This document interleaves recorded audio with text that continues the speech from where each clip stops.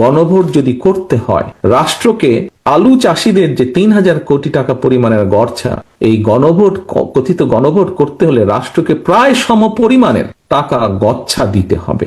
লোকসানের মুখোমুখি এইসব আলু চাষিদের কাছে এই সময় গণভোটের চেয়ে মনে হয় আলুর ন্যায্য মূল্য পাওয়াটা অনেক বেশি গুরুত্বপূর্ণ। আপনি বারে বারে বলতেছেন কথিত গণভোট।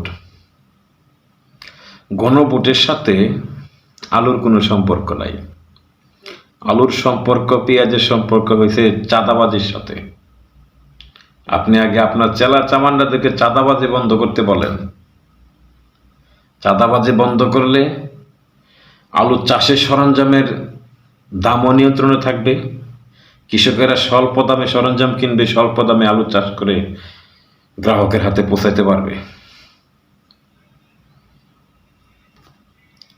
গণভোট আপনারা চান না, এটা এই দেশে মানুষ খুব ভালো করে জানে। আপনি গণভোটের সাথে আলুর সাথে গণভোটের পার্থক্য করতেছেন, তুলনা করতেছেন। গণভোটের সাথে আলুর সম্পর্কটা কি? এটা এই দেশের মানুষে ভালো করে জানে যে আপনারা গণভোট চান না। দ্রব্যমূল্যের দাম যদি নিয়ন্ত্রণে রাখতে হয়, এতই দরদ আপনার দেশের প্রতি, তাহলে আপনার চেলা চামান্ডাদের রাস্তাঘাটে চাঁদাবাজি বন্ধ করতে বলেন। তাহলে আলুর দাম, পেঁয়াজের দাম, যত দ্রব্যমূল্য আছে সব কিছুর দাম এমনি নিয়ন্ত্রণে চলে আসবে। ধন্যবাদ।